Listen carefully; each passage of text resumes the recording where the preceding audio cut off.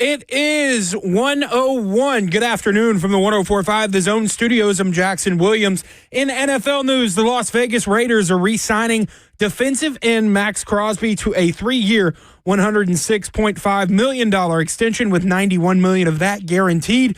This makes Crosby the highest paid non-quarterback in NFL history. The Seahawks also making headlines today as wide receiver DK Metcalf has requested to be traded from the team, and Seattle has decided to explore it, per Ian Rappaport. Metcalf was a second-round pick in 2019 by the Seahawks and has been there his entire 6-year career. Another Seahawks wide receiver, Tyler Lockett, has been informed by the team he will be released. Lockett has been with Seattle his entire 10-year career and has amassed 8,594 yards and 61 touchdowns with the team.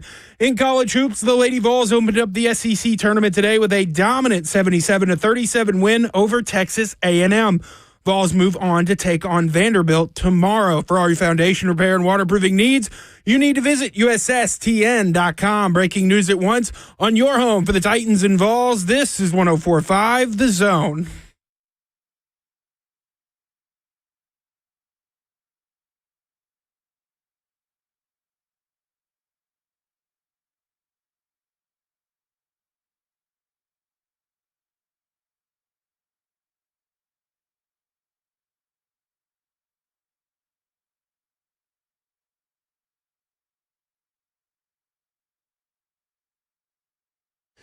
Cover 2 with Blaine, Bishop, and Zach Lyons here. 105 The Zone, powered by all Four Seasons Garage Doors. 615-737-1045. Tyler Lockett, Seattle wide receiver, being released. DK Metcalf demanding a trade out of Seattle. So I want to start there, Blaine, real quick, because I want to get your wheels turning a little bit. Uh-oh. Seattle has the 18th overall pick. It has a flat, my wheels. Yeah. It has a flat. It has a little flat. I got to put some air in it. Jackson's helping me get air. Me and Jackson were talking about, me, Jackson, and Joseph before the show were talking, would you trade the number 1 overall pick for DK Metcalf, their 18th overall pick in this year's draft, some day 2 picks this year, and some picks next year? I would take DK Metcalf in a hold. But you forgot one thing. What? You got to pay DK Metcalf. I would still do it. Yeah. I mean, an extension's not that bad. But here's the thing. Even in a vacuum, Jackson wouldn't do it. He wouldn't take DK Metcalf. And listen, we even toyed with the idea. Number 18, you get DK Metcalf, Calvin Ridley. At 18 overall, select Luther Burden. I was just about to ask Jackson what his thoughts were on that. Yeah. I am fully against this. I think 18 is way too far to move down. Yeah. Even if you get DK Metcalf, it is way too far to move down. But you get a bunch of picks. I mean, along with DK Metcalf. Yeah. One of the few occasions that me and Jackson agree. Wow. You wouldn't do it either? Thank you, Blaine. First of all, I'm not a big Metcalf guy.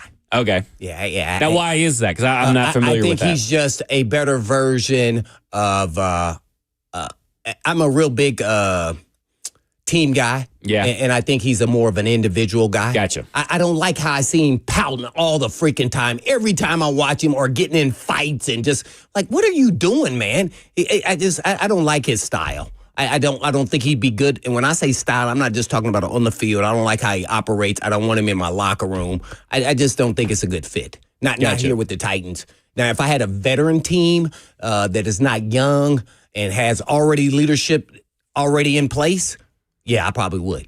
But with that being said, no. I'm not a Metcalf guy. Interesting. So it's kind of similar to the Aaron Rodgers argument almost. Yes, a little bit. Aaron Rodgers, he's got a lot longer career. But Metcalf, I've seen him throw his helmet on the sideline every other time I watch him, complaining about he's not getting the ball. It goes on and on every time. I'm like, oh, okay, it was just this game. Maybe the guy kind of irritated him and kind of did some cheap shot at him or something. No, every time I watch him, I see it. I don't want it. I think it's a lot of negativity around that. Now, I don't think his play, even though he's a really good player, just exceeds that for me. No.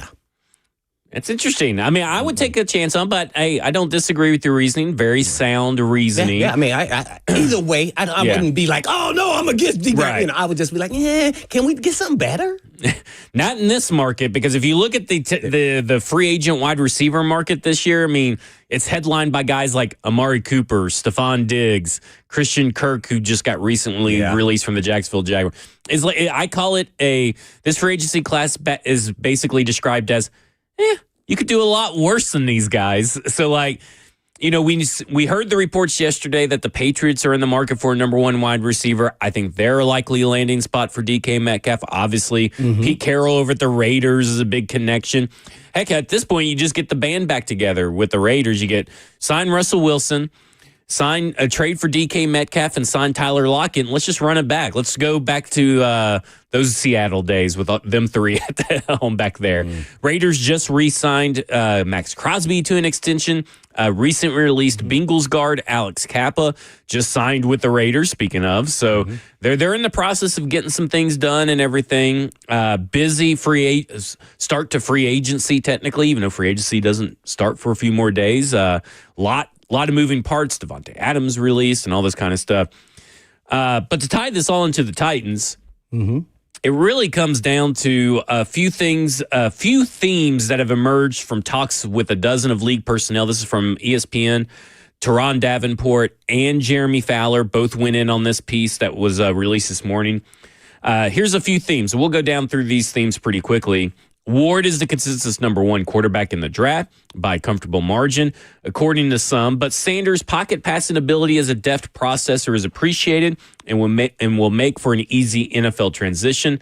Thus, he becomes a slightly better fit for a Brian Callahan offense in Tennessee, according to multiple scouts. So, I mean, you've been saying for the longest, right? That's why we don't have to really spend too much time on this, because again, I agree, slightly better fit. Yeah. And I think that's the best way to kind of put it, slightly better fit. But does that mean, here's the conflict. Like, we're sitting in the draft room and we're all sitting in there and, you know, we're the GM and a scout, let's say, whoever's what. And you go, okay, he's the better fit, but so should we take him over the better player with more upside? See, that's the interesting discussion. And how much upside it has Shedeur peaked already. Yeah. He won't get any better. Even when he gets in the league, he'll be a good player, nothing great. He's basically going to be like almost every other NFL quarterback, right? Like, you know, an average starting NFL he's quarterback. that guy that if you put a good enough team around him, he's going to excel. Yes. And then if you kind of like, you know, Baker Mayfield or Sam Darnold, that tier guys. Cam Ward also falls into that tier of guys, but he also has the possibility of being up a tier or two, and a big possibility of being down a tier or two. Because, you know, I think that floor for Shedeur Sanders is like right there. Like, he ain't going to go up really high more than likely, but he ain't going to fall really low either as far as a pro in his level of play. So that kind of becomes the question. You know, Teron Davenport and Jeremy Fowler, they never really specify who says what thing in here, but they say that the meeting with Shedeur Sanders turned out well. Now, is that because they're just trying to generate interest in the number one overall pick or keep people guessing? Because we talked about a couple of weeks ago that, man, I kind of wish they were selling this number one overall pick more. And I kind of think that their confusion, because they say they love Cam Ward, but then, you know, Shedeur Sanders thing was great. But we kind of want to trade back. But we love Abdul Carter. You know, two-way phenomenal player. After the draft. Like, after the combine. Ever since the combine, they're talking about like 5 different things. And in one article, you get about all the different things in one article throughout the whole thing. They're trying to cover the bases just in case other people like the other guys higher. So, I kind of think they're kind of the... So eventually they got there. They eventually got there is kind of what I think. They say the people believe the Titans' 3 primary options will be Ward, Carter, and trading out the top spots. Something else that we've kind of talked about. Something more that we'll talk about with Easton Freeze of A to Z Sports coming up in the next segment, because he's been on the ground. He's gotten some information. He's written some articles. We'll kind of key in on what he thinks is going on. And the majority of league personnel surveyed by ESPN believe Tennessee prefers to trade out. And I think ultimately, right now, barring whatever may happen in the 30 visit, I think that is right now their preferred option. Things can change, right? Maybe they really loved what they got out of Cam Ward, supposedly. And if Cam Ward, does, I guess, that same trajectory and keeps his answers the same and impresses them again in this top 30 visit, or I shouldn't say top 30. Jim Nagy will come after me. He says you cannot call it top 30, just 30 visits. That if he really wows them again consistently in 30 visits, maybe that changes whether they want to trade out or not. But I think right now, trade out's the preferred thing. Yeah, I think, I've definitely said I thought they should do this from the beginning. I haven't changed really. So, because there's so many holes, and I don't know if, Cam Ward has really won you over that he can be that game-changing, elevating type quarterback, which is always a guess when you're talking about number one overall.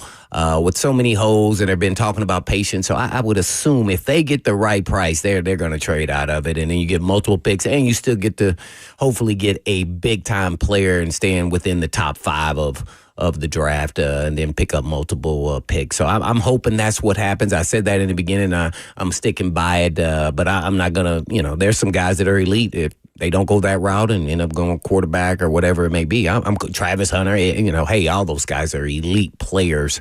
That meant that, hey, they didn't get what they thought they should moving out of the first pick. So, yeah, hey, it's an exciting time for the Titans, but boy, it's going to be a time where you say, man, they can get critiqued all over the place, good and bad, with the new administration up top when you make these decisions, and hopefully it works out, because it doesn't matter whatever happens here, and they trade back. Let's say they trade back and they still get some good picks and, good players with all those, collateral that you pick up with draft collateral. If Cam Ward is a superstar rookie year, people still going to be mad. Yep. People still are going to be mad. People are going to be, I've learned over the years, people are going to find something to be mad about no matter what. We should have took him. That was our franchise here's what's going to happen. Everybody that wants Cam Ward and they take him, they're going to be, and then if Cam Ward is not good, they're going to blame everybody but Cam Ward, and they're going to be upset either way. The only true path to happiness for anybody is that Cam Ward gets drafted and he just is all-world, all-pro that was just insane. Right. Other than that, everything else is just everybody's going to be unhappy and miserable. They think, Jaden Daniels, C.J. Stroud rookie year, they did well. He's going to do well. Well, I don't know. Caleb Williams was okay. You could see the upside here. He's going to be better, but you was expecting a little bit more. Right. Real quick, let's go to Mark, who wants to talk the NFL draft. Mark, you're on with Blaine and Zach. Yeah, I just want to know y'all take on this. It seems like every other team who needs a quarterback is going to get one of these quarterbacks, and it seems like the mass media doesn't want us to get our quarterback, or it seems like they talk about us, of course, trading out and getting a veteran, but why us with the veteran and everybody else with the number one pick, quarterback? All right, thanks, Mark. I don't necessarily think that's true. A bunch of people have said that Cam Ward, if they stay at the number one pick, or they're going to draft Cam Ward, that's all we've heard coming out of the combine, is that if they stick and pick, it's going to be Cam Ward. And that's from national media members, not local media. So I don't think that's necessarily true. Yeah, I don't know. Sometimes, it's funny. Everybody assumes that since they're on TV that the national media knows best because they're getting information from inside everyone's building in the National Football League. But that's the information they want out there. That's not the real information. The people who are on the ground roots in each market actually know the team better, and that's who the people they should be asking. In theory, it just doesn't work that way. So yeah. I mean, everybody's been talking about if they stick and pick, they're likely taking Cam Ward. In fact, I just read that from a national report with Jeremy Fowler. So yeah. I would be stunned if they took Hunter or this whole Carter. Idea that the national media is out to get the Titans. Didn't we put that to rest like a couple of years ago? I mean, let's grow out of that phase. Well, one thing you could say about the national media is that the Titans don't get treated as a big market team. Because they're not a big market team. Right. Well, I mean, and when I'm talking about the attention, and I think that's where the fans don't connect with that. They just think since they're an NFL team, they should get the same, gravitas as every other NFL team. I get sick and tired of hearing about the Dallas Cowboys during the season. It's just like, I'm with you. That's why I just don't listen to you. Guess what? They talk about them all the time because they move ratings. Yeah. People want to hear about them. They're in a big market. And it's Jerry Jones. Jones. I mean, he's going to say something or do something that's like kind of crazy. I just think that's more of that than anything else. So you feel like you're shortchanged as a fan. As a player, as a former player, I felt that way even as a player. Yeah. Yeah. I get it, but it's not going to change. No, it's not. No, it never was going to change. Yeah. So we just got to accept it at this point. Yeah. And when we come back, we'll have Easton Freeze of A to Z Sports. We'll talk about Cam Ward and everything that he is hearing. This is Cover 2 with Blaine Bishop and Zach Lyons here on 105 The Zone.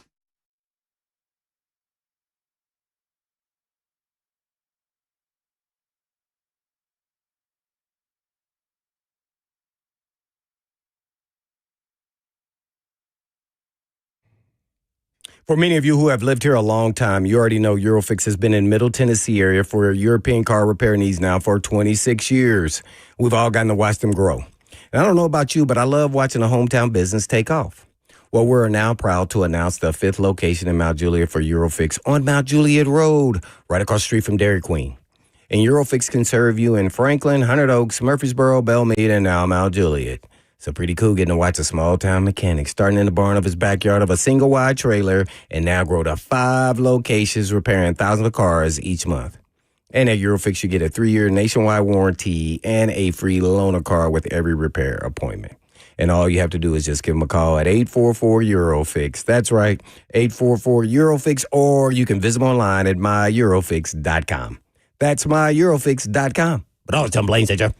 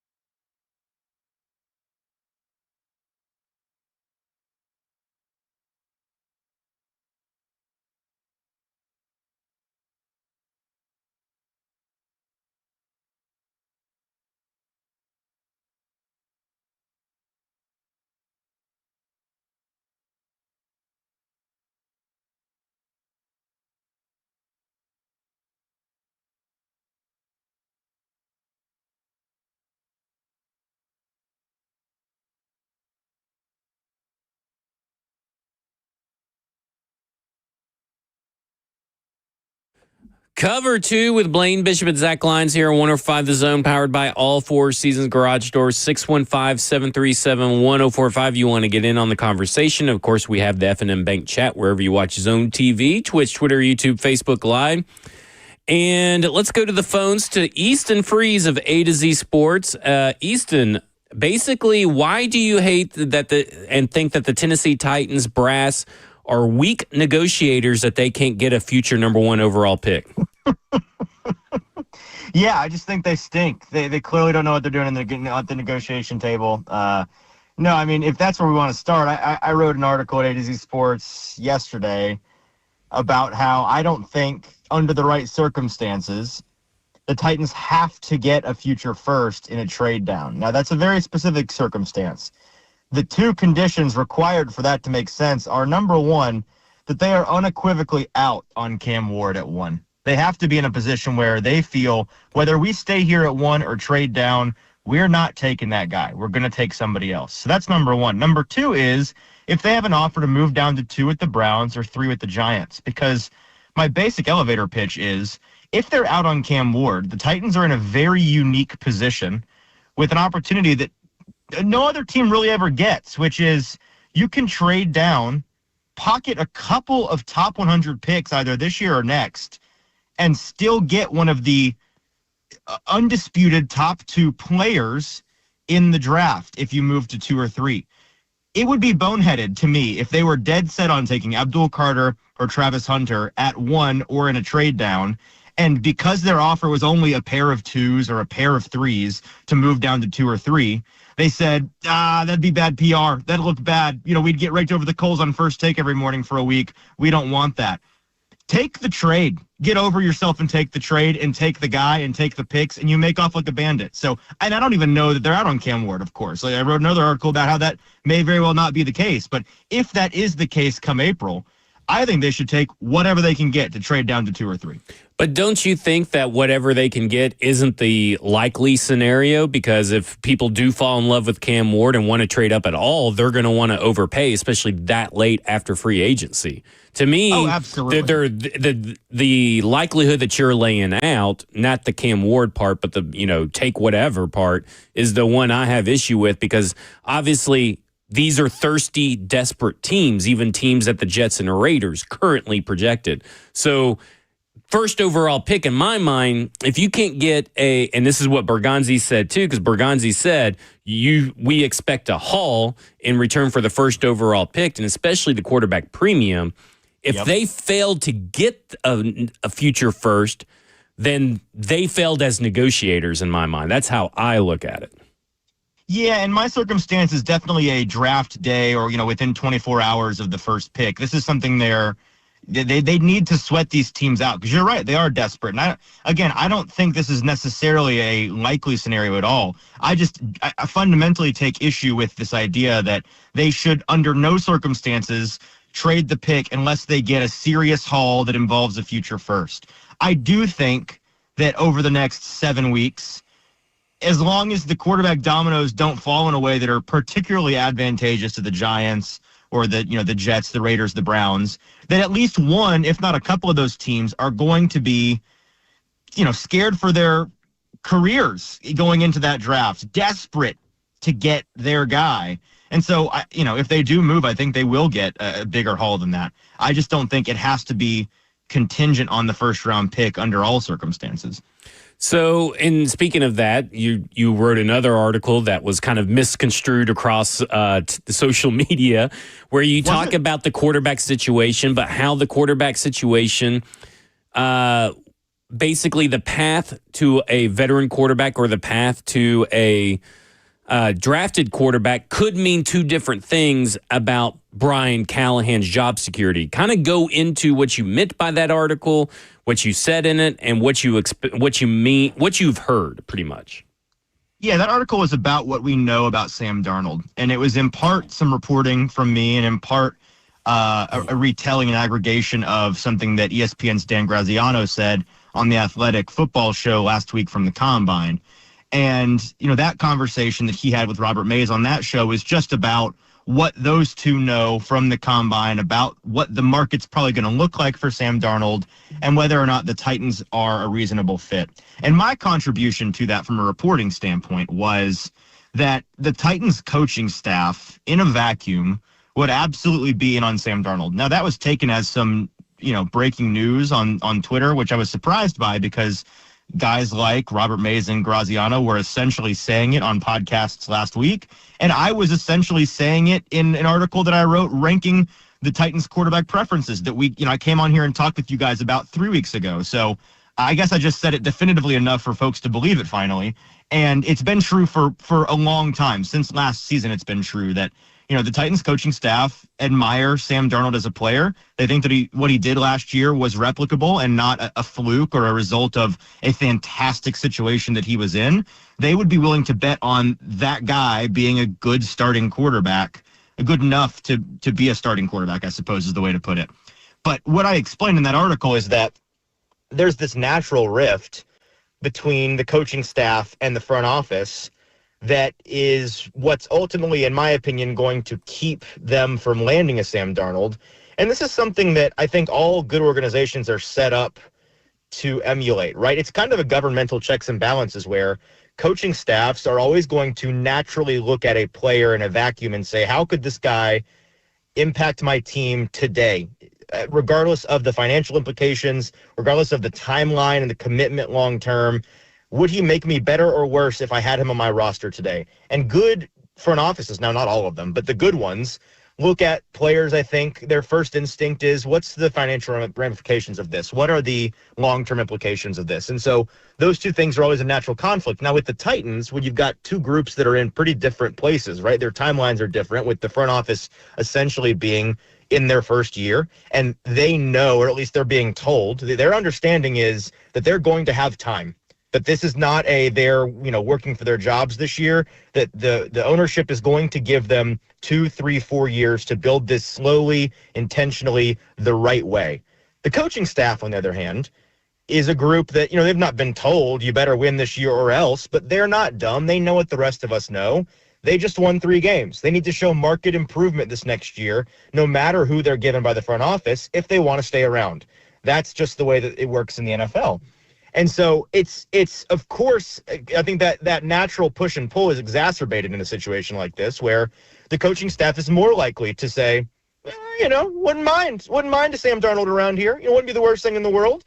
And the front office, who's thinking about their long-term timeline of 2, 3, 4 years down the road, are more likely to say, unless we can get him for really cheap on a 2-year deal, that's probably not the best course of action for us. And so that's I think the push and pull that ultimately, again, I think the front office is going to win out there because, 1, it's their decision, and 2, because as much as the coaching staff wouldn't mind it, I think that they see they have options here and that they want to be in, they don't want to. There's no drama that I'm reporting here, right? They don't want to cause a rift between them and the front office. They are still a team working together. And so we heard Paul Kaharski on the radio this morning talking about what he's heard, a little bit more definitive on the Darnold front, that the front office is for sure not going to be in on him unless his market is significantly less than we think it's going to be. And that's kind of where it's trending at, but we're on with a to Z Sports reporter, Easton Freeze, and he's taking us through all the Titans rumors coming out of the Combine. Well, Easton, let's start from the beginning here. Let's talk a little bit about the tour there of Nissan Stadium. How did that go, or how much do you know about it, and what did it look like? It was great. I got a private tour because the rest of these jokers in Titans media decided to sign up for the early slot, and when I showed up, it was just me. And I said, who else are we waiting on? It was a personal tour.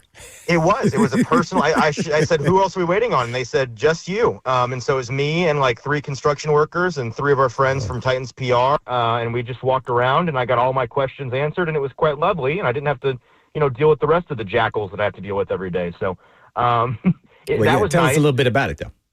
Sure. A lot of the things we already know. They ran through all the numbers about how, this new stadium, when they're finished, is going to tower above the current stadium. When you drive by it on the interstate right now, what you see is the concrete infrastructure, which they're like 95% of the way finished pouring concrete. And the top of that concrete shell is about halfway to the height of what it's ultimately going to be. So step 2 is the steel infrastructure that's going to be a cage around that concrete, and that's going to go up to around, I think, 235 feet in total.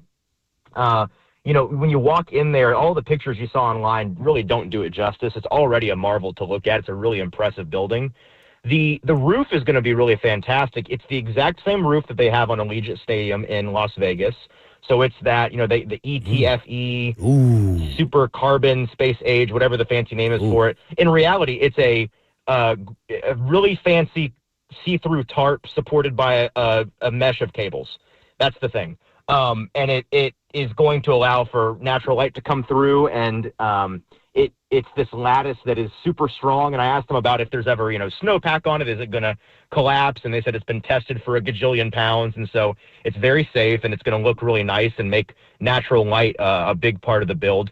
I asked them at the end of the tour, I said, what's the most exciting what are you most excited about this stadium? Maybe what does the average fan not yet realize about this stadium that you can't wait for them to see? And I got two answers. One was sightlines.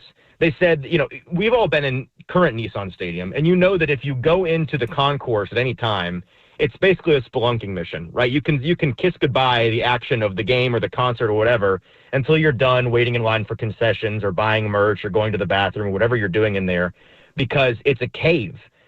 That's going to be the opposite of the case in this new build. Everything is a giant open floor plan, and there are narrow vertical supports, beams that hold everything up. But between that, you're going to be able to see straight through the concourses, through the main bowl. You're going to be connected to the main action of the event at all times, pretty much anywhere you go. Also, they mentioned the terrace level, which I think is going to be at or just above the 300 level, kind of midway up the building. It's going to be the largest public gathering area in the stadium. That part's going to be an outdoor, mostly outdoor, separated from indoor by a large lattice of glass exterior. And it's going to be this giant porch that they're going to have set up with restaurants and bars and little food stands and, modern seating arrangements, games, cornhole, kind of a park feel up there. They want it to feel like an in-stadium tailgate area. And they're going to have that open hours in advance of most events, hours after most events, so that folks can hang out before and after the game. It's supposed to be kind of the community space, and that was the thing when we mentioned the terrace that the designers' eyes really lit up. They're super excited about that part. One more question, guy. I don't want to get too much on the stadium stuff. Now, how did they decide? I'm not an engineer, but did they ever talk about why they changed the direction that the stadium is going compared to the old stadium? What is the reasoning behind that? Is it? My understanding is it was just a matter of what space they had to work with. Oh, okay. They're kind of locked in over there between the interstate, the existing stadium. And, I don't even think I knew that. Yeah, it's gonna run east to west instead of north and south. Oh, east to west. Okay.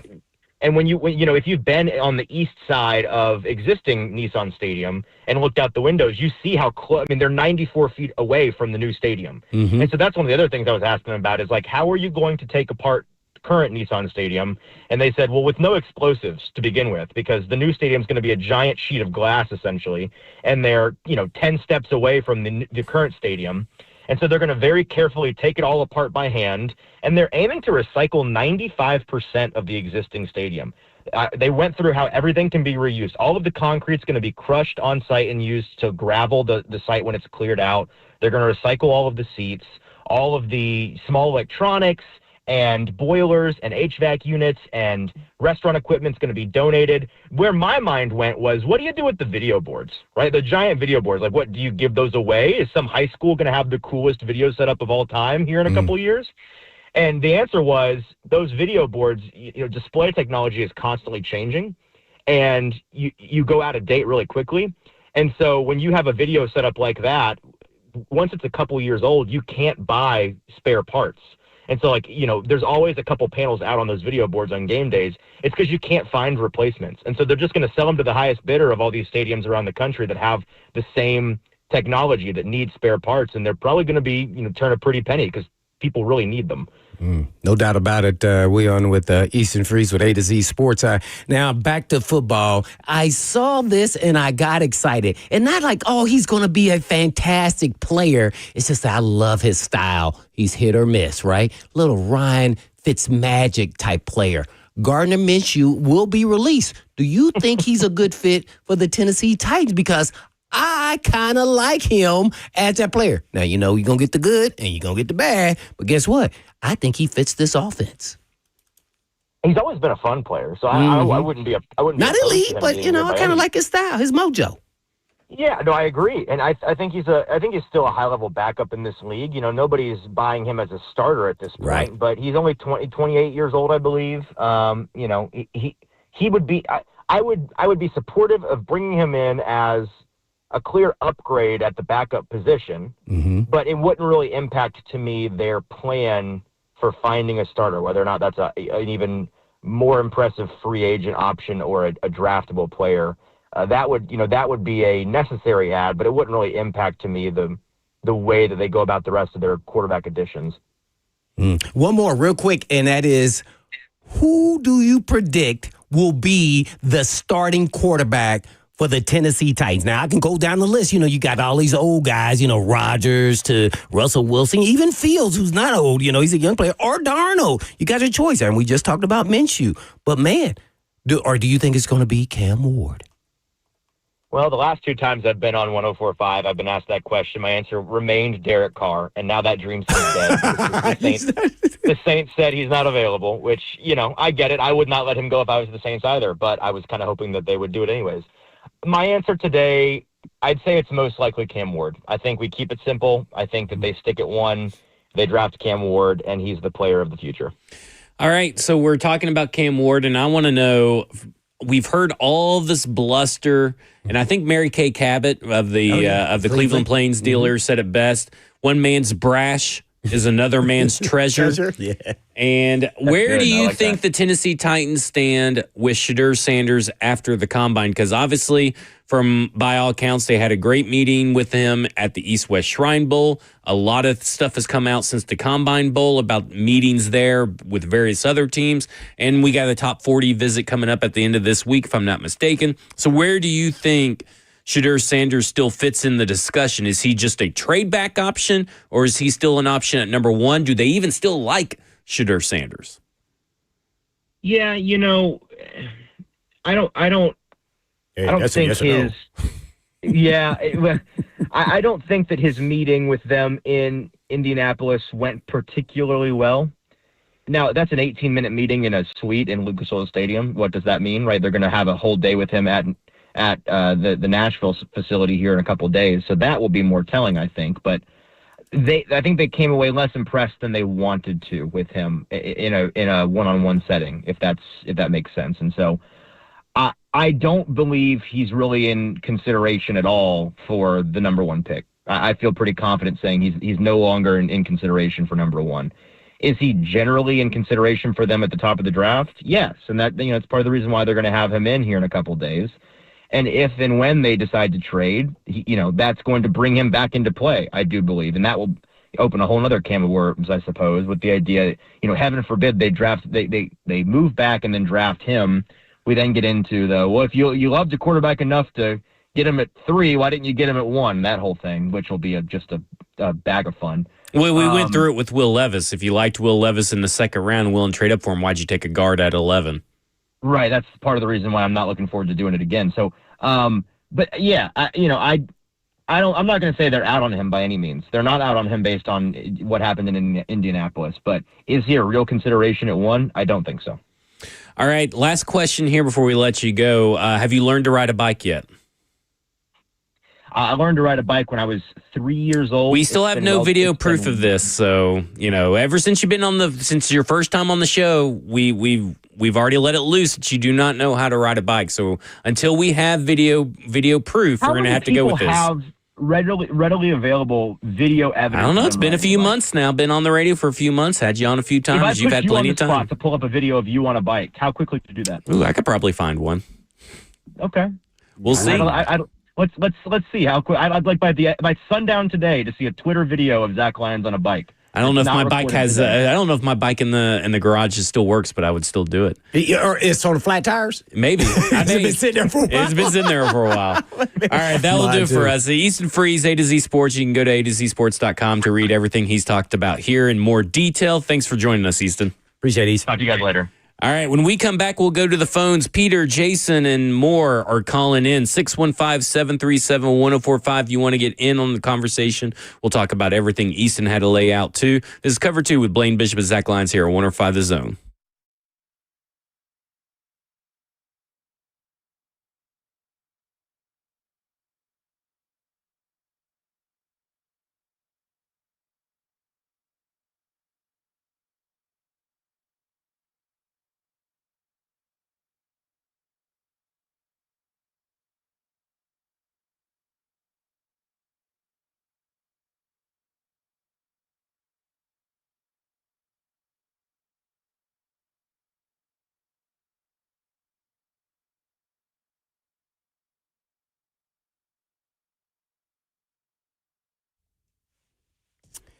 Yes, at Edge, we've got you covered. And for a powerful peptide stack like BPC 157 and TB 500 to PRP treatment, stem cell therapy, and high film muscle stimulation, Edge Peptide is your go-to solution for faster healing and recovery.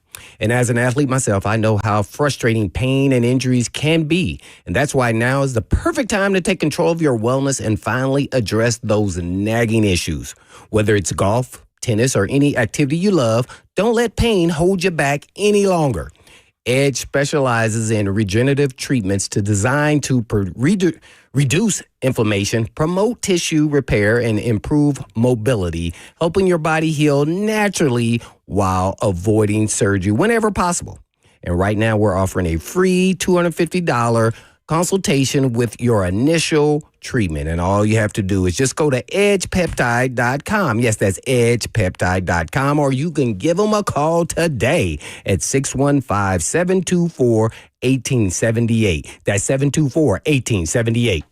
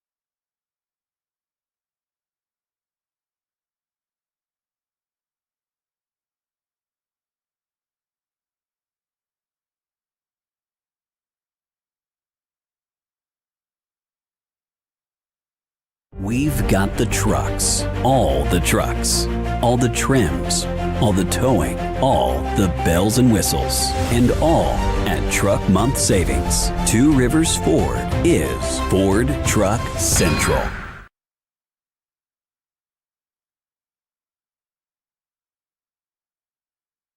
Did you know you're overpaying for your health and wellness products?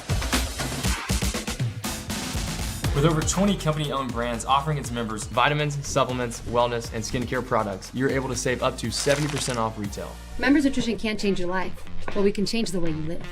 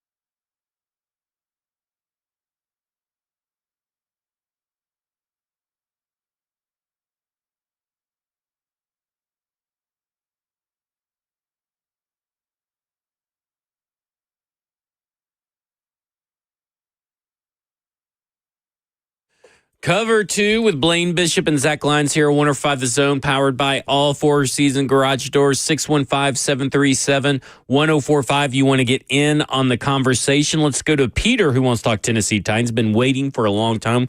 We appreciate it, Peter. Peter, you're on Blaine and Zach. Hey, Blaine and Zach. Thank you guys so much for taking my call. Love the show. I just had a quick question. I noticed that the Titans did bring on Mike McCoy as senior offensive assistant. I thought that was pretty interesting. I just wanted to get your guys' thoughts on that, how he would be beneficial to the staff. Is this someone that Callahan is going to rely on to maybe take some responsibilities off his plate so he could focus on other areas of the team and the offense overall? And then my other question to you guys was, if the draft was today, who do you think the guys would be taking? Thank you guys again for taking my call. Take care. Thanks, Peter. I guess if it's a stick and pick scenario, I kind of lean Cam Ward right now. That's who I think they take as far as the draft goes. What about you? I'm assuming that the Titans are going to sign some veteran, even if it's a stopgap guy. Gotcha. You know, temporary. So I'm gonna go with Abdul Carter. All right, there we go. Abdul Carter for Blaine right now. Me, Cam Ward. As far as Mike McCoy, which is a good question because I keep forgetting in my notes to put Mike McCoy in. Mike McCoy was signed yesterday. It was announced yesterday or Monday. Today's Wednesday, so Monday, that he was a senior offensive assistant is what he's coming in on. And Mike McCoy is a guy that has been a coach in this league for started since 2000 with the Carolina Panthers. He crossed paths for a long time at the entire tenure of Brian Callahan over at the Denver Broncos from their time there. Mm-hmm. You may remember him as the offensive coordinator for the Denver Broncos. He then became head coach for the San Diego Chargers from 2013 to 2016. He followed... he also had some dealings with Ken Wisenhunt there while at San Diego. He then went back to Denver as an offensive coordinator, then an offensive coordinator for the Arizona Cardinals in 2018, where this is important, where they drafted Christian Kirk, the wide receiver, recently let go from the Jacksonville Jaguars, who, when signed in 2022 with the Jacksonville Jaguars, Mike McCoy was the quarterback's coach, and he's been the quarterback's coach at Jacksonville from 2022 to 2024. So some interesting connections there. Obviously also familiar with Nick Holtz and Calvin Ridley as well. But with all of that to tie in together, the more veteran minds with play calling experience that you have in the area, more guys that have different ideas that you could bounce things off of, I think the better a team typically is. We kind of saw that with senior defensive assistant Jim Schwartz when he came back here for a couple of years under Vrabel.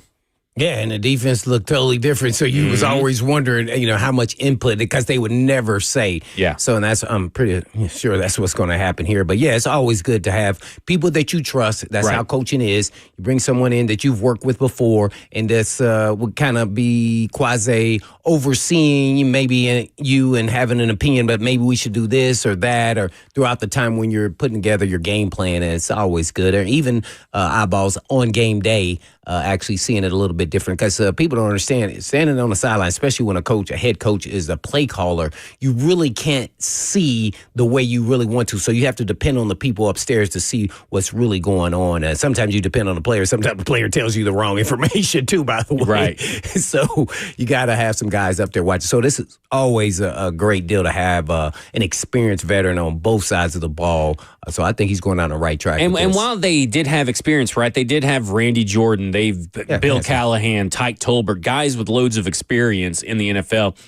Those guys have their own things to worry about. Yeah. Now you got someone that can be kind of a floater or be a true sounding board that has loads of experience and play calling duty. Because sometimes, you can lean on Bill Callahan in those situations, but he's also got his own set of responsibilities and duties that he's got to fulfill.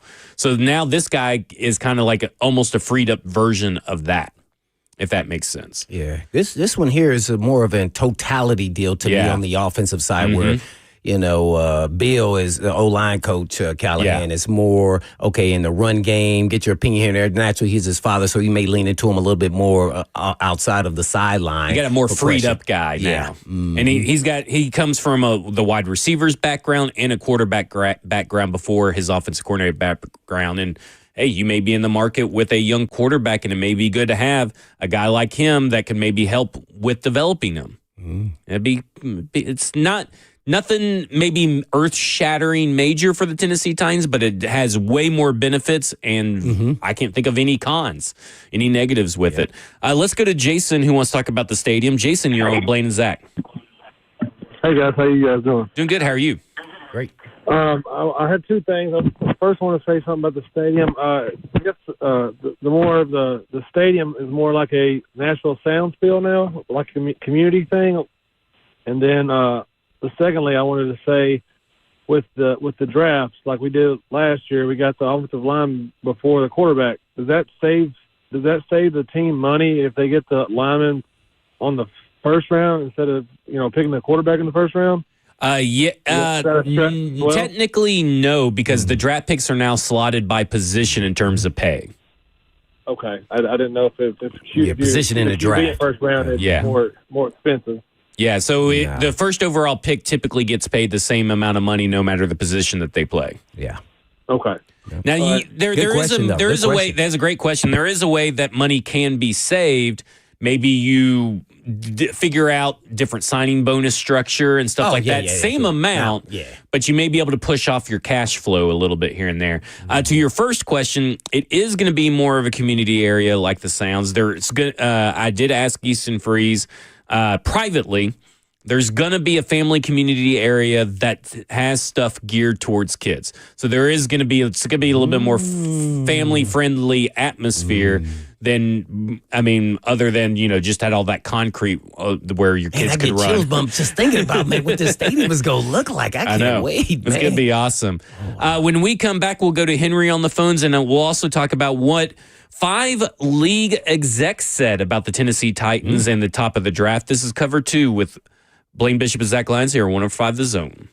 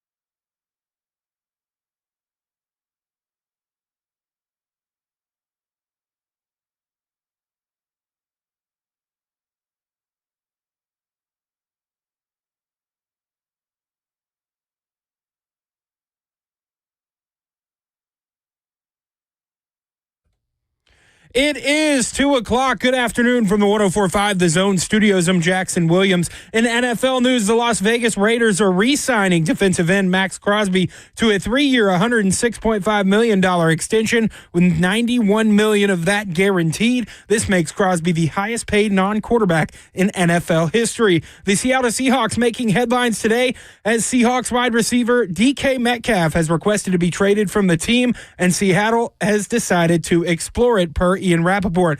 Metcalf was a second-round draft pick in 2019 by the Seahawks and has been there his entire 6-year career. In other Seahawks wide receiver news, Tyler Lockett has been informed by the team he will be released. Lockett has been with Seattle his entire 10-year career and amassed 8,594 yards and 61 touchdowns with the team. In college hoops, the Lady Vols opened up the SEC tournament with a dominant 77-37 win over Texas A&M.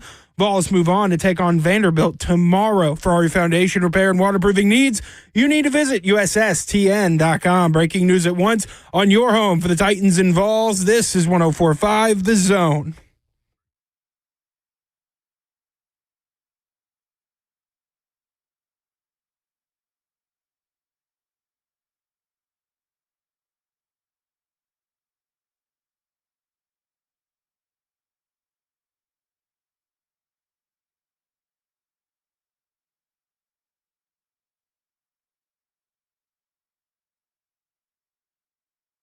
Cover 2 with Blaine Bishop and Zach Lyons here at 105 The Zone, powered by All Four Seasons Garage Doors, 615-737-1045. You want to get in on the conversation. And let's go straight to the phones, and we'll talk to Henry, who wants to talk about the quarterback situation. Henry, you're on with Blaine and Zach. Yes, I got a question for you all. All right. Shedeur was the most accurate passer in college football this past year. Why are we so worried about how strong a person's arm is? Yeah, we went through that. I mean, and you want somebody that can hit their target, not somebody just to throw the ball halfway across the field. Hey, I agree with you, Henry, as I turned off my microphone instead of closing up the phone line. But I agree with you. I think Shedeur Sanders is still my favorite number one quarterback prospect in this class. I think it's close between Shedeur Sanders and Cam Ward, and I understand I'm not going to be mad at anybody that has Cam Ward higher, but I think what Shedeur Sanders does ability-wise on the field as Blaine runs in. On a machine. I kept waiting. Machine processing. You should just got you one of those biscuits in there. No, I started banging on the thing and I was afraid I was going to break the glass, so I stopped. Well, we got asked a question by Henry, who was on the phone, and I'll relate to you. As far as Shedeur Sanders goes, he goes, why is, he's the most accurate NFL quarterback last year, one of the most accurate ones in quarterback history. Why is everybody so concerned with attitude over that? Doesn't that matter more than anything else? Well, what'd you say? I said he's still my quarterback one, my personal quarterback one. Right. I love everything that Shedeur does. I love everything that he does on the field. I love his talent. I think he has a strong enough arm. The size difference between him and Cam Ward is not that big. Cam Ward's just a little bit heavier and just a tiny bit taller. But other than that, I really still like Shedeur Sanders. I just don't think that we talked about yesterday, and his name was Henry, but we talked about yesterday how we think that really, give Tyler Shuck and Jackson Dart's agent, every prospect should be hiring them because they're putting their names up there and maybe even leaking some of this stuff out to the media. Yeah, first and foremost, I could care less about what other people are saying when they had an interview with them. All I care about is when we, the Titans, had an interview with them and what I felt. Rumor mills about players and all that. This is the time of rumor mill, and so you don't know what's true or not. So you have to delve into what you believe in. And so none of us were there, so we didn't see it, and you never know. They could be, I think it's subjective, too. It's like, oh, we didn't like the vibe. Really? What does that mean? Like, you just don't like the way he carried himself? You don't like one of his answers? So through the history of watching him and now speaking with him, it's hard for me to believe that way. Here's what I will say, though. Don't you want your quarterback or any player that you're taking that high to have some form of cockiness and arrogance? I do. I do. I mean, like, it's like when people got mad at A.J. Brown saying something, or people got mad at T.O. saying something. Especially at quarterback. That's the kind of competitor I want. Now, there's a certain extreme, like when Kyler Murray was going through the draft process, he was just, I thought, I didn't like what I saw on tape, but also I thought his attitude everywhere that he went was pretty piss poor, and just the public stuff. I'm not even including the stuff that, whatever team stuff. So the stuff that I saw, like he was on the Rich Eisen show and he didn't want to answer any questions. And then he's up at the podium and he didn't want to answer any questions. Oh, really? And all that kind of stuff. And I was just like, I just don't get the hype with this guy. Yeah. But like, if you're talking about Shedeur Sanders or even Cam Ward's just as cocky. Oh, well, absolutely. As Shedeur Sanders. They all have it. You can't reach this point without having it. 100%. It's impossible. It's impossible. So then when they show you who they really are, then you don't like it? Well, how do you think they got there? Oh, some submissive great athlete made it? Yeah. No. That doesn't happen. That submissive guy is going to get run through the ringer against that guy who's just that average guy who has the cockiness and arrogance and confidence. So, yeah, I want that. So then you want to ask more about questions about leadership. What is his style? What does his teammates think about him? And let alone what his film says, because the film speaks for itself. Like when you're that high, projected that high and shown that, and then he's done it at two different programs, which were bottom feeders, and nobody was talking about either one of these programs. So I think this is more about the last name, and I don't like Sanders and anything else. Just anything has to do with is there, which is unfortunate. But, just think about this. Johnny Manziel. Yep. I said he wasn't a first-round pick. I said he's a middle-round guy, and then he went first pick. You think he didn't have any freaking attitude when he had his interviews? Well, someone just brought it up just now, Josh Rosen. You remember all the weird stuff that came out about Josh Rosen? He's very aloof, was the word that was described about him. And then he fell, but he still went in the first round. Now, I wouldn't say that he was a first-round talent or anything, but you're right. Johnny Manziel went high. To me, I think sometimes the NFL tends to overcorrect in what they're looking for in certain situations. We talked about teams who have a defensive head coach and then they fire him and then they move to an offensive head coach. They take that pendulum swing. Right. And I feel like, ever since Johnny Manziel and Josh Rosen, they've taken a pendulum swing the other way in some of the more public information that comes out. Not really public, I guess, but the stuff that gets filtered out into the media. Right. But at the end of the day, the tape is the tape. And I go back to it and I go, I don't know how you can watch the 4 years of what Shedeur Sanders did at Jackson State, what he did at Colorado, and not be impressed. Because let me say something. Those teams and those programs wouldn't have gotten to where they are when he arrived if he didn't have this alpha attitude. That's why I call it. I call it an alpha attitude. I don't even think it's really a diva. It's a competitiveness and an alpha. Diva. Yeah, I think it's arrogance, it's confidence. I think it's all embodied. So to me, when someone says stuff like this, I go, hey, man, well then, what kind of athlete are you looking for? Well, watch this. Let's go even to another, baseball, soccer, football, basketball, all the great ones. Jordan, everybody knows who Jordan is. He was a you-know-what. And listen, he comes by it honestly. Not only is he good, it's probably genetic. Right. So sometimes I think when that gets out there, this is just a way to drop you in the draft, or maybe the team who's saying that actually is the one that wants him. Yeah. So he'll fall to them. That's what I said. This whole deal, and man, it's tough because some of these guys, it really hurts personally. Yeah, they take it personal. I don't think Shedeur is one of those guys, but I think some of those middle row guys is kind of, oh man, this could really hurt where I'm at. I could go from top 15 guy to top 30 guy, or maybe even into the second round. Right. And that could really hurt some of these guys. So yeah, and I think everything this is I've heard leverage. about his post-interview actions, I guess is what you say. So Radio Row, or I think at the Combine, don't know which it was, but Shedeur Sanders, he has a good reputation for meeting, thanking, staying after, and greeting everybody in the crew for whatever show he's at. Yeah, this was supposed to be a quarterback's coaches. I think 2 different scouts or coaches or something like that. I'm like, dang, well, if you coach quarterbacks, you should know. Yeah. Don't you want that? Right. What kind of quarterbacks are you wanting at that point? Because then if you don't like his arrogance or his brashness or his confidence, then you are not going to like Cam Ward. Then yeah, go for a Tyler Shough if you want. You know what I'm saying? Like, go for that if you want it. But, like, to me, I'm looking at this like, again, I don't think the Deion thing is a true negative. I actually think it's a little bit of a positive because he's going to be better prepared because of who his dad was for the NFL with the expectations and all that.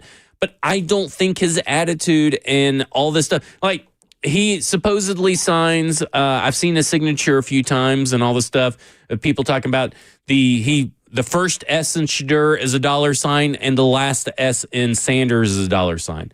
Who gives a crap that is how he signs his name? Like, I don't care. You know what my name is? Just 2 quick squiggles. Like, why are we dissecting this stuff on these players? Yeah, that's the first I heard of that. But actually, you know what? I love that. All he's doing is refining exactly what Prime did. Yeah. His mom told him you need to make yourself different from everybody else, so he came up with the word prime time. Guess what he's doing? I'm signing with the $sign at the beginning and at the end. So guess what? They'll always remember my signature. Well, it's like the watch emojis we get in our YouTube chat because he did the watch thing. Right. All right. Now, maybe that's a little extreme, but it's the popcorn bucket for T.O. And I think this is where I think everybody's kind of getting used to these new NIL generational type players. Every time now that they're coming out, that they're already paid, they already have nice things. So my only worry, and this is not with Shedeur, this is with all these high-profile players that come out in the first round, is, hey, just keep the thing. Yeah. And when I say that means keep football first. Don't let all these ancillary outside things. I'm talking about, commercials. Oh, I want to be a singer, rapper. I want to do all these other things, trying to, do a lot of different things. Let's make sure we keep football the number one thing. Because if you do that, everything else takes care of itself. Right. And that's probably be my only discussion with Shedeur Sanders. And I'm sure that's what most of these discussions are around. And I'm sure that maybe it's a little uncomfortable to have these discussions if you're Shedeur Sanders. You should probably be expecting them. But at the end of the day, it's all about how the team that's going to draft you. All it takes in the NFL draft is for one team. Mm-hmm. And I'm telling you right now, I just don't believe this crap that he's going to even fall out of the top 5. And I definitely don't believe the crap that he's going to fall out of the top 10 because I think the tape speaks for itself, and there are quarterback-needy teams who need a guy like Shedeur Sanders, and there are plenty of teams that need his experience as a culture builder, as a leader, and that confidence. The Tennessee Titans could use that guy. Now, I'm not saying that you draft him over Cam Ward or anything like that, but if you don't think that these two guys, because I think Cam Ward's the same way. He's been a leader everywhere he's gone. Mm-hmm. He's earned the respect of his teammates everywhere he's gone. He's a hard worker. He was a 0-star recruit, and now he could be the number 1 overall pick. Don't you want those guys in your locker room? I'd much rather have those guys than anybody else in this draft. Yeah, I'm I lean all into that, so... Yeah. This is but this is a different era, so they got to make their adjustments to scouting departments and coaches. So if they don't, they'll get left behind. But yeah, as long as he keeps the number one thing, the most important thing, and that's football, I have no problems. Some people don't even like that he had on 3 diamond necklaces. Oh, the hat and all that. Oh, he had the hat on and it was tilted, it was backwards, and look, he's doing it purposely. You know why? This is who I am. You get used to it now, because now I want to show you who I really am. And if you don't like it, then, hey, that's cool, too. We'll move on to someone else, because someone else is like it's 32 of them. So we'll figure it out. Yep, there you go. When we come back, we'll talk about what 5 anonymous league execs said the Tennessee Titans are going to do. And there's been some recent odds shifting on who the number 1 overall pick will be. This is Cover 2 with Blaine Bishop and Zach Lyons here at 105 The Zone. Jackson.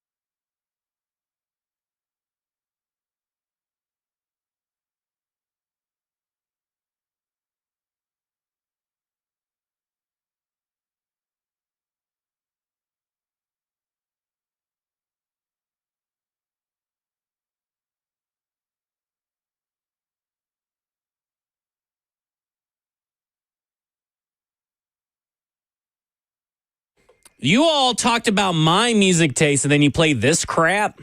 Oh, this is terrible. Good Charlotte, Lifestyles of the Rich and Famous. You might as well play Stacy's Mom by Fountains of Wayne at this point. Buddy, you were grooving to it. Let's not lie here. It was a terrible song.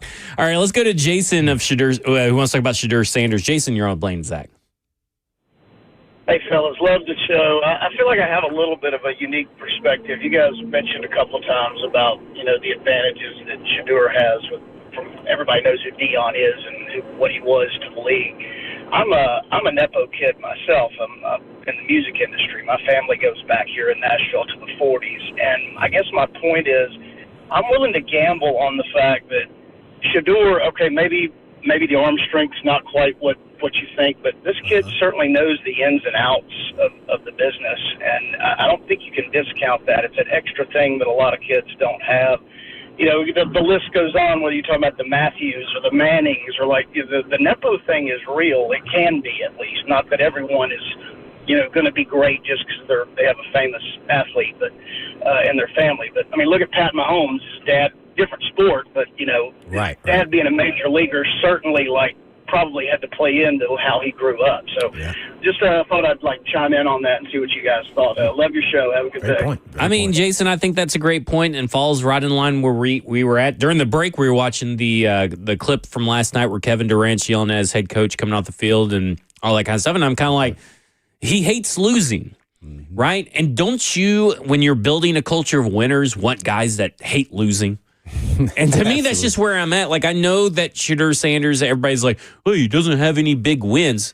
Well, do you think he didn't want big wins? Do you think he didn't want his defense to step up in a spot? Do you think he didn't want a run game to maybe help take some pressure off everything else around him? It is a team sport. Mm-hmm.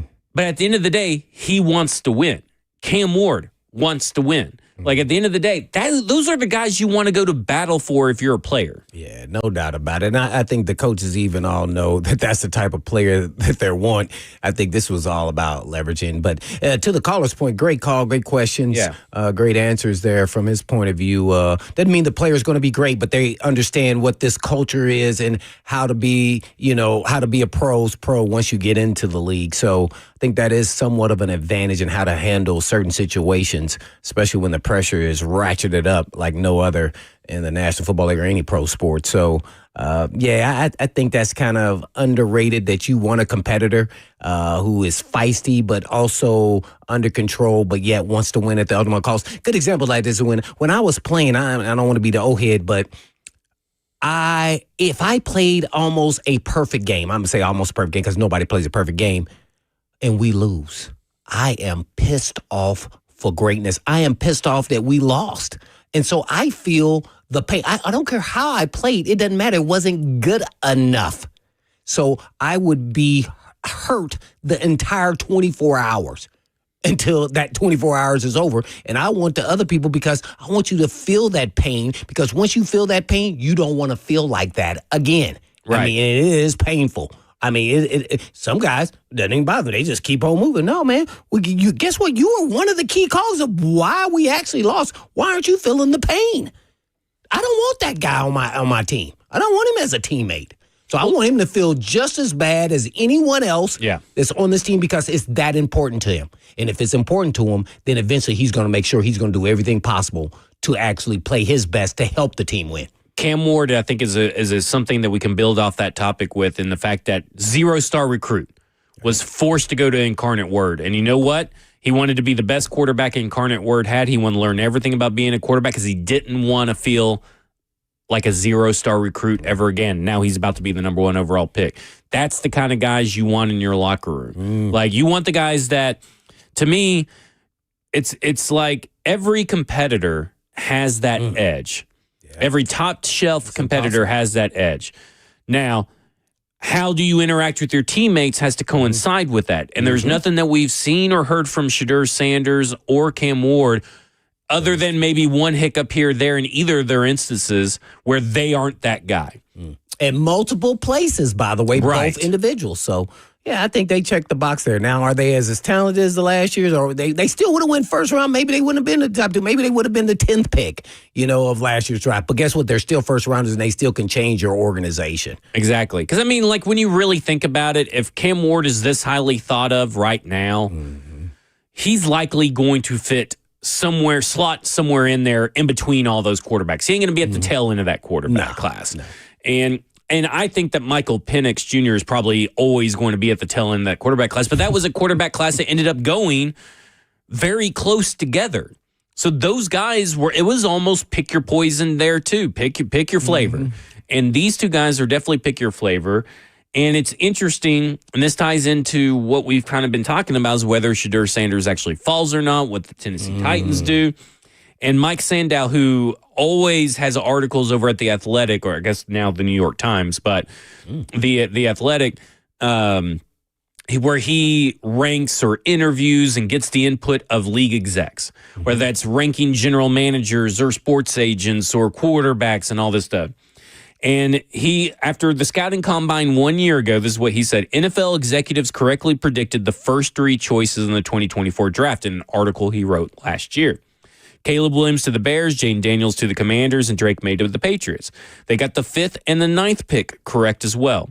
Joe Alt to the Chargers and Rome Odunze to the Bears, respectively. So they got 5 picks exactly right, because he surveys them about the top 10 picks and who he thinks goes where and all that. Now, obviously, it could always change, but pretty good hit rate. So that was the top 10? That was the top 10, and they got 5 of the top 10 right. Yeah, that's pretty good. That's 50% right there. So with that in mind, he says Tennessee Titans select Cam Ward, quarterback Miami, 1 overall. Teams have drafted quarterbacks number 1 in 6 of the past 7 drafts. Trayvon Walker, famously the one of that wasn't. 8 of the past 10, and 12 of the past 16. It's what teams do, except in unusual cases. Not really an unusual case for the Tennessee Titans, to be honest. So that's my opinion, not what he wrote. In a year when consensus mock drafts have teams drafting Ward among the top 5 picks, are we to believe Tennessee, a team that last held the top pick in 1978 when the franchise was the Houston Oilers, will pass up this rare chance to select the quarterback of its choice? Quote, Tennessee is not going to sign a mediocre quarterback in free agency and roll with him as their guy when they have the top pick in the draft, the exec projecting Ward to the Titans said.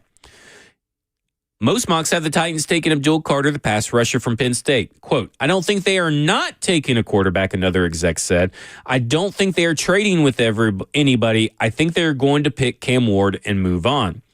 A dissenting exec thought the Titans leadership, which includes President Chad Brinker and General Manager Mike Bergonzi, would prefer Travis Hunter, the two-way star from Colorado.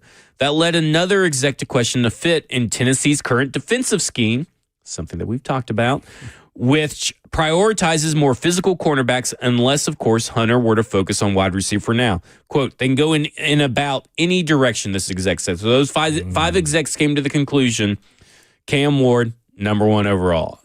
And I think that's likely, that's kind of where Easton thought that it was going to happen, that they are likely going to stay. And I think it would take a haul, according to Mike Bergonzi, it would take a haul for us to move off this pick. But it makes all the sense in the world for them to stick and pick at Cam Ward. The other thing is number 2, and this is what I think is interesting, and we're going to have a clip from Rich Eisen to play as well. Number 2, Cleveland Browns, Shedeur Sanders at quarterback. And that's where I think things get interesting, because Mary Kay Cabot today talked about Shedeur Sanders, wrote extensively about him. He's actually there at a 30 visit today in Cleveland before he actually came to Tennessee. He's up there. So I think Shedeur, maybe they're doing their due diligence, Cleveland is, but I do think that Cleveland is in the market for a quarterback, which again benefits Tennessee Titans just as much as anybody else if there's more teams that want a quarterback. Here's what Rich Eisen had to say regarding the Tennessee Titans at their pick. Easy for me to get this out. Tennessee Titans at their pick and why Cleveland Browns may be quarterback no matter what. The Titans won't be making the first overall pick. someone's going to move up. I don't think that that's an overreaction. If you flipped it and say the Titans aren't trading the pick, they're using it, I would say that's not an overreaction either. Nobody knows what the Titans are thinking right now. I didn't get a general sense of that. I did on occasion because we had, let me see, 21 hours over 4 days of live television that I just hosted with Daniel Jeremiah. On occasion, just getting ready for somebody to run a 40, I would turn to him and say, all right, before this kid starts running, give me the answer. Go, go, go. And one of them was Titans use the first pick or trade it. Go. And he goes, they're going to use it. So that's his sensibility of it. And his ear is way more down to the ground than mine is, because he knows every scout. He knows every general manager. He knows pretty much everybody. And they all tell him stuff because they want to know what he thinks, too. Right. And he's so terrific about what to say and when not to say it, or what to say and, not reveal it to anybody, whether it's on camera, off camera. He's awesome. So when he says they're going to use it, that's the general sense of it. And over the next week, it was already, reported today by Ian Rappaport that Abdul Carter, Travis Hunter, and both quarterbacks are coming through. Yep. In the next week. So no clue. Absolutely no clue. The sense, though, about who's taking a quarterback, if you had to choose any of the top three, Titans, Browns, Giants, of who is going to take a quarterback with those picks, 100%. 100% that you want to take a guess at the team that I heard more than any other of those three? I think it's Cleveland. It is correct. Yeah. 100% Cleveland. Now, he did echo what Daniel Jeremiah said, that, pretty much stick and pick for the Tennessee Titans is where it's leaning. If you want to take that one step further, Polymarket Sports, one of the most accurate odd predicting sites, says that the odds that Cam Ward goes number one is 65%. And out of all the teams that could be, and that's recently up from 45% just the last few days. And of all the teams to stay and pick at number one, Tennessee Titans are just at 50%. Yeah, because that was my next question. Okay, but is it the Tennessee Titans? Right, so it's at 50%. But, 50-50. Daniel Jeremiah, like he said, here's a lot of things. It would take, and we've heard Mike Bergonzi take a Anita Hall to move back. But if Cleveland is one of those teams that starts popping up as a quarterback-needy team, that creates a buzz in a market, especially if you, in all this buzz about you taking Cam Ward, maybe it's all smoke as well. There is that possibility that the Titans are just putting out smoke so they can drive up the price of a trade back scenario. But again, it would take three. If I was a team and I loved Cam Ward, it would take 3 firsts, maybe even more, for me to even want to move off of him. Because if you're the Texans, are you taking 3 firsts for C.J. Stroud right now? Probably not. So if you believe that this guy's your friend, Jaden Daniels, probably not. Maybe Caleb Williams, I don't know. But these quarterbacks, are you taking 3 firsts for Patrick Mahomes? You got to, if this is your franchise guy, you have to take him unless you get an ungodly amount of picks, if that's what the Titans believe. Man, I would be so conflicted because through my years of playing, and I saw it actually happen, we took McNair, and they say you never are supposed to pass up a franchise quarterback. Now, we had Chris Chandler as our quarterback, and everybody was saying that we were going to take Kevin Carter. I think we had the 3rd pick at that time, 3rd or 5th pick, whatever it was. And it was a no-brainer. It was said really all the way leading up to the draft that they were taking Kevin Carter. They took Steve McNair. And guess what? We eventually signed Kevin Carter. See, so the GM, the late, great Floyd Reese, got both of his guys. But the reasoning behind it, even though in different circumstance now, the team was already set. We had a veteran quarterback who was in his first year there, and we had all the other pieces. The difference is this team has a lot of holes. So do you then hence pass up, and you don't have a quarterback, pass up your franchise quarterback this time, or do you take your franchise quarterback with the first pick? Because that's where I would get conflicted, is because you have so many holes. Do you trade out of the pick, get multiple players, and then you give a stopgap veteran guy for 2 or 3 years, and then hopefully you'll be able to find your quarterback along the way, or you just never, ever, regardless of what circumstance your team is in, how bad it is, even if you were an average team, I think you would still say, can this quarterback make a difference for you? So that is the hiccup that I'm sure they are battling on a daily basis. And I guarantee you, I bet it changes as time goes on, unless you see a deal, as you're mentioning, where you get 3 first-round picks. Then you say, I have to give up this pick. Well, I will say this. So in 1999, they signed Neil O'Donnell to a 1-year, $600,000 contract. That'd be a 1-year, $1.5 million contract today. So you'd be in this kind of scenario. You'd be looking for like a Gardner Minshew at that Former point. starter who's at the end, but yet still has some juice left. Yeah. Yeah. Not saying that you get Gardner Minshew for 1.4, but like, I do think that at a certain time, you could probably get a Gardner Minshew as well as a Cam Ward and all this kind of stuff. So, like, I know we talk a lot about Sam Darnold, and guess what? We're probably going to be talking a lot more about Sam Darnold, so just brace yourselves. But I'm open to all ideas at quarterback. I don't close myself up. And to me, it's like, if they sign Sam Darnold, I'll be fine, depending on the price, obviously. If they draft Cam Ward, I'm fine. If they trade back and decide to draft Shedeur Sanders at 3, I'm fine. Like, I just want the Tennessee Titans to have conviction and belief in the quarterback that they're choosing, not some half in, half out, fence sitting move when it comes to your quarterback options this year. Would you draft a quarterback with the first pick? If I can't, like I said, the Titans situation. Okay, so if I'm the Tennessee Titans and I love Cam Ward, I'm drafting Cam Ward. If I like Cam Ward, I'm not drafting Cam Ward. I think there is a difference between love and like. Now, would you then sacrifice that you like Sanders in this scheme fit and take him number 1? Probably not. Because again, if I don't love him, I'm not selecting him at 1.1. Like, obviously, I would have, like, in this scenario, Abdul Carter or Travis Hunter ranked higher on the board, and maybe even in this scenario considerably higher. But drafting a quarterback because you need a quarterback and just because you sort of like him usually is a recipe for disaster.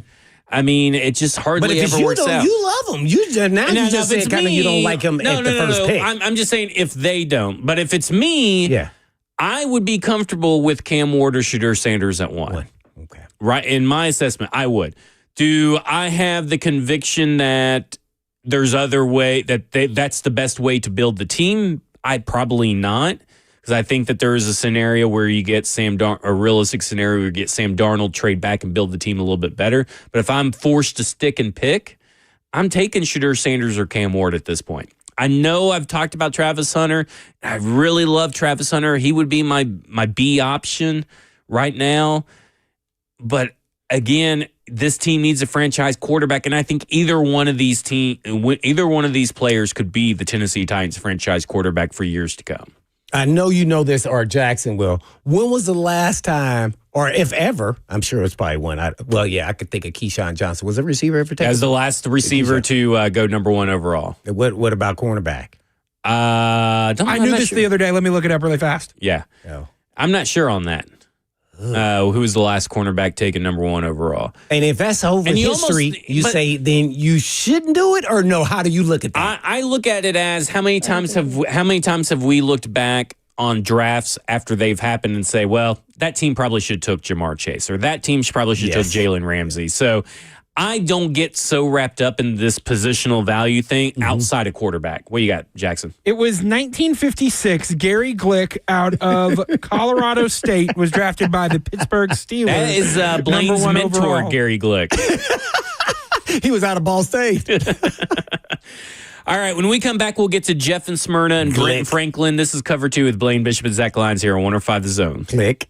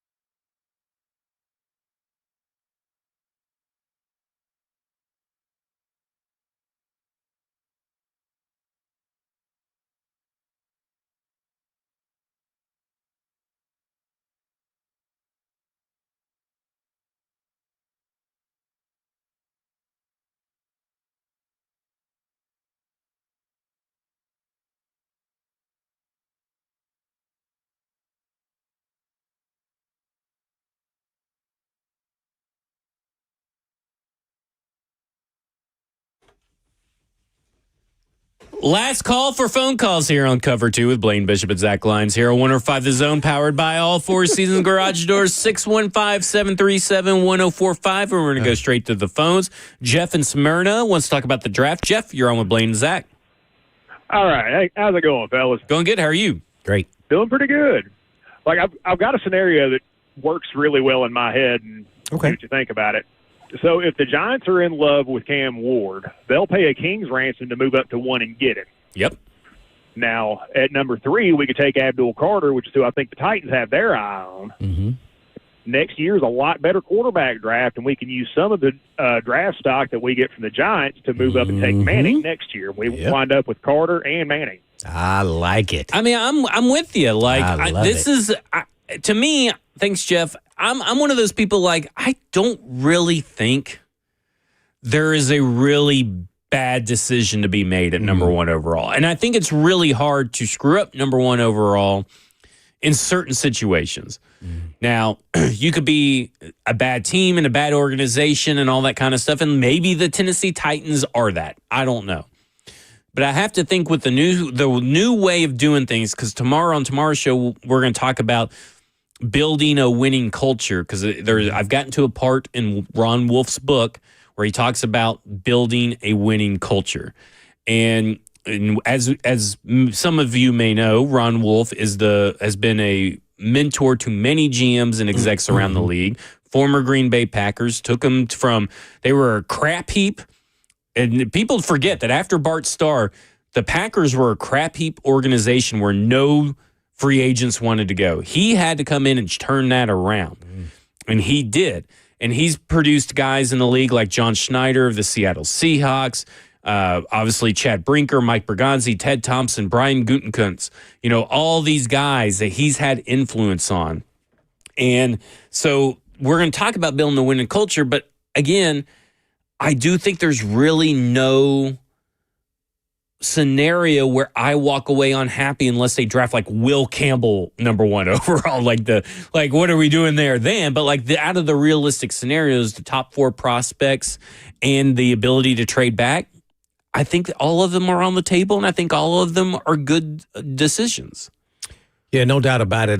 But I would say this: I'd love for him to trade out a pick. You can't fix everything in one season, off season. So I would go with get the exceptional pass rusher, and then next year, as the caller said, as I've been mentioning the whole time here, hopefully you can use one of those picks. I'm a big Arch Manning guy. I know he's not probably coming out as you would say, but I got to play that hand, and maybe you get some fillers out there, and maybe he plays well, and then he comes out knowing you would move up to try to get him. So that's kind of where I'm at. I think that's a big move and a great move for the Titans. But here's the question. I saw this on social media. I don't know if it was last night or today earlier.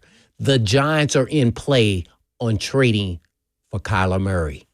Oh, really? I have not seen that. Yes, I wanted to tell you that. I meant to tell you. Yes. And so if that happens, that then may push the Titans to sit and pick. Yeah, that is true. I mean, we still got a long way to go. And right now, I forgot who reported and that. And right now, the Tennessee Titans, the way that they have talked about their approach to this offseason, they're going to be patient. They're going to be thorough.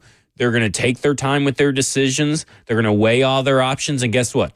That's what good organizations do. Mm-hmm. They look at everything. They think twice about everything. That's what you need to do to be successful in this league. Let's go to Brent and Franklin, who wants to talk about the draft. Brent, you're on with Blaine and Zach. All right. Thanks, guys. Hey, here's a question I've had on my mind.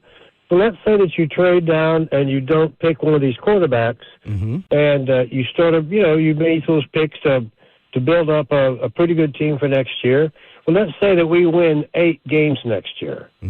Well, then, I don't know, how do you pick one of the top quarterbacks next year? You're going to be too good of a team, and you'll be sliding back down to trying to figure out what to do at quarterback. So well, you got the collateral from the trade down from that year, that first-round pick you can use to trade back up the next year.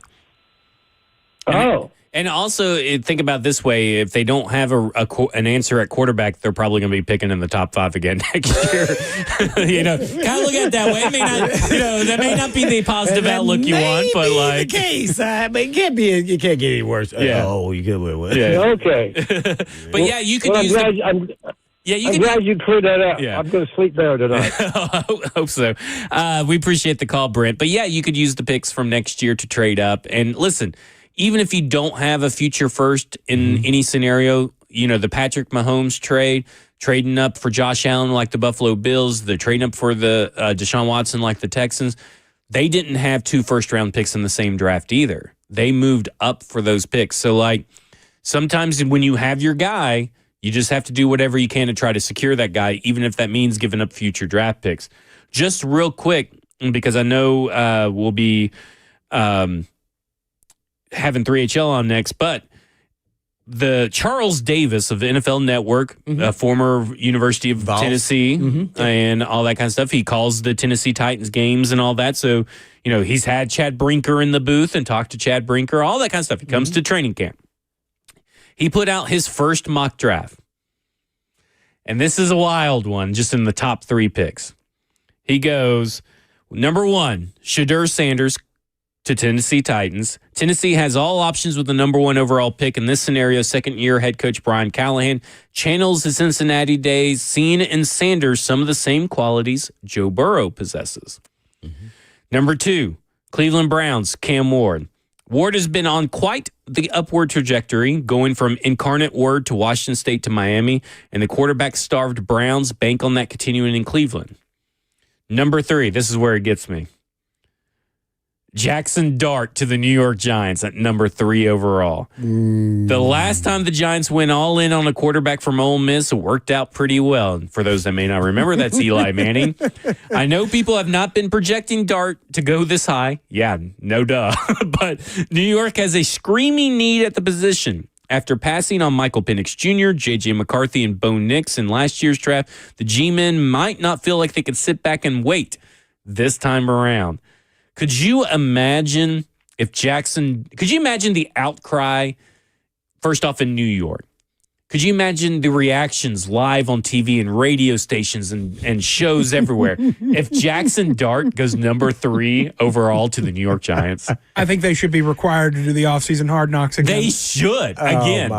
Because that would be right? That would be crazy, Blaine. Could you he's almost lost before he even stepped in the door, right? I mean, that's you might as well just fire them right on the spot. Hey, if he ends up being who's going to end up being that number 3, it could possibly happen. Oh man, I don't know, because we all know the quarterbacks get elevated. So if he gets let's say he's ranked 18th player, coming out. And then they go, we got to get a quarterback. He's the best. And then that's how you get elevated up there. I wouldn't be surprised, but boy, that's a tough situation for him. And I don't know if he's ready for that. Because of this scenario, Jacksonville ends up with Travis Hunter. Okay, that's the scenario laid out. But maybe even worse, and this is a very popular pick in mock drafts, Tyler Warren goes to the Colts. Oh, I would be pissed. That's I don't know. Let's see what the Texans got. The Texans ended up with Emeka Egbuka from, and I probably butchered that. Egbuka from Ohio State, the wide receiver from Ohio State. Oh, yeah. So everybody got someone really good, including you. You got Shedeur Sanders, but man, that's a tough pill to swallow for the future of the AFC South right there. I think Charles is trying to clickbait in here, man. You think so? No, man. I don't know about that. What do you think about that, Jackson? It's certainly a take. That is certainly a take. Oh, man. Thanks for your Jackson Dart, number 3 overall. Is that because his name is Jackson? Let me tell you something. If I had a kid that was playing in college, that was an NFL draft prospect, I'd be hiring Jackson Dart's agent because that dude did some work to get that to happen. And now Jackson Dart did too, but let's be honest, that's not number 3 overall. Who's your number 3 quarterback? Kyle McCord. I think right now it's at Kyle McCord, then Jackson Dart, and I think I put Jalen Miller at number 5 now. All right, that'll do it for us. 3HL's up next. This has been Cover 2 with Blaine Bishop and Zach Lyons here on 105 The Zone. Powered by all 4 Seasons Garage Doors. Appreciate everybody hanging out with us on the phone lines and the chat. In the meantime. And in between time. Peace.